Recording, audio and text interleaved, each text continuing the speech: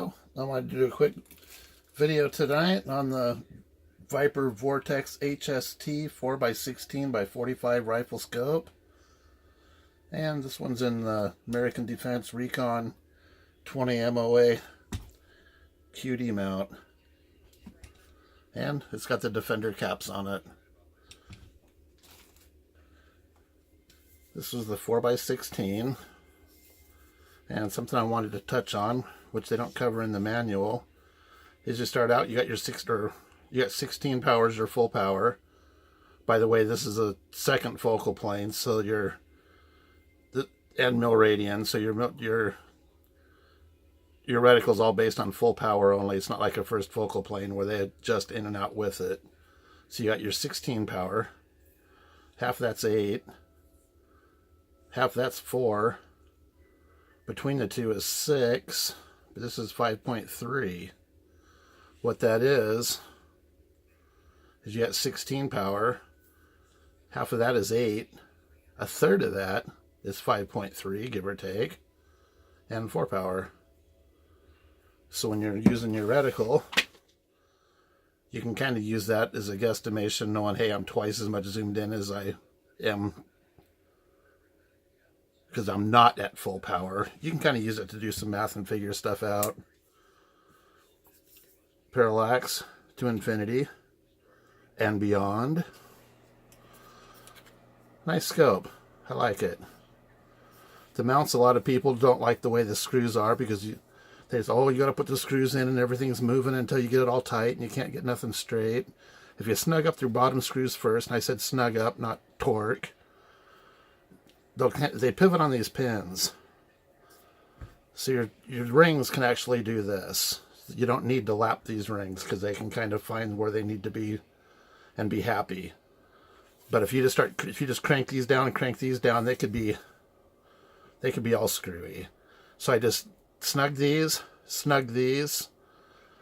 then I'd loosen these two, kind of get it all jiggled in, and then I would tighten up the bottom, and then I'd snug up the top.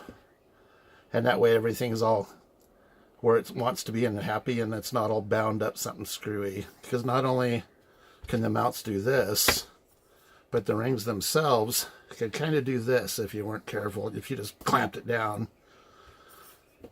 it could screw stuff up. The Defender caps, they're also full lifetime warranty. This one here, you can actually get a dope disc, they call it. It's got all your drop information in it, which is kind of nice. This one, you can lock it in different positions so you can see it. Kind of nice. That's not just painted on there. That's an actual fiber optic. The turrets, nice and positive. You can hear them. And they got like a slot cut in there. And I really like that. When I first saw that, it's like, ooh. See how that line almost strobes at you and says, hey, that's where I want to be. That one looks like it's screwed in there a ways because it is. It's a 20 MOA mount. 20 MOA mount on an MRAD scope, but it works. This is more or less the reticle. Well, that is the reticle. I might as well just show you the pages.